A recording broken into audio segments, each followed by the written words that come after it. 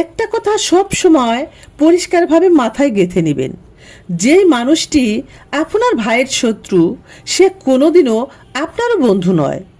দেখুন, অনেক সময় বিভিন্ন পরিবারে এমন হয় না, দুই ভাইয়ের মধ্যে হঠাৎ করে দ্বন্দ্ব লেগে গিয়েছে, তখন মধ্যবর্তী একজন এসে এক ভাইয়ের পক্ষ নিয়ে আরেক ভাইয়ের কাছে তার নামে কান ভাঙ্গাতে থাকে।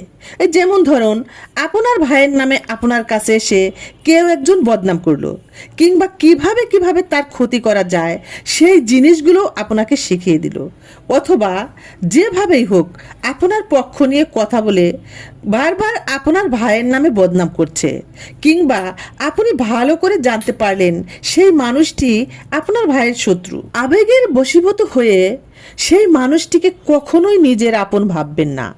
হয়তো সাময়িকভাবে আপনার ভাইয়ের সঙ্গে আপনার মনোমালিন্য হয়েছে, কথা কাটাকাটি হয়েছে, কিংবা বড় ধরনের কোনো ঝামেলাই হয়েছে, তবুও মনে রাখবেন, দিন শেষে আপনার আপন যদি কেউ থাকে সেটা আপনার ভাই, সেটা অন্য কেউ নয়।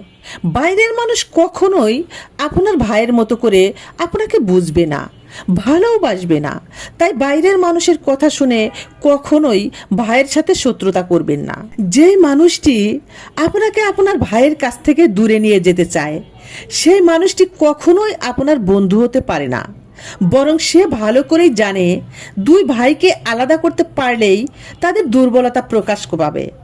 আপনারা দুই ভাই যতক্ষণ পর্যন্ত এক থাকবেন ততক্ষণ পর্যন্তই আপনারা শক্তিশালী, বাইরের কোনো শক্তি আপনাদের ভাঙতে পারবে না।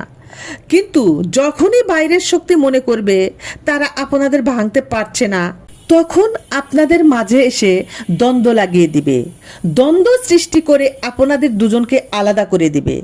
আর ওই যে আপনারা দুইজন যখনই আলাদা হয়ে যাবেন তখনই আপনারা দুর্বল হয়ে পড়বেন। ঠিক সেই সময়টি আপনার শত্রু বেছে নিবে আপনাকে আঘাত করার জন্য।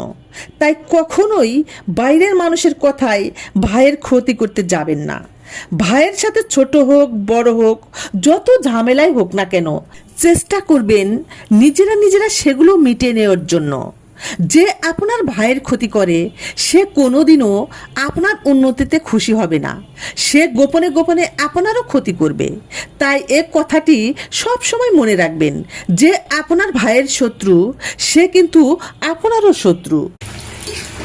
একটা কথা সব সময় পরিষ্কারভাবে মাথায় গেঁথে নেবেন, যেই মানুষটি আপনার ভাইয়ের শত্রু সে কোনোদিনও আপনারও বন্ধু নয়।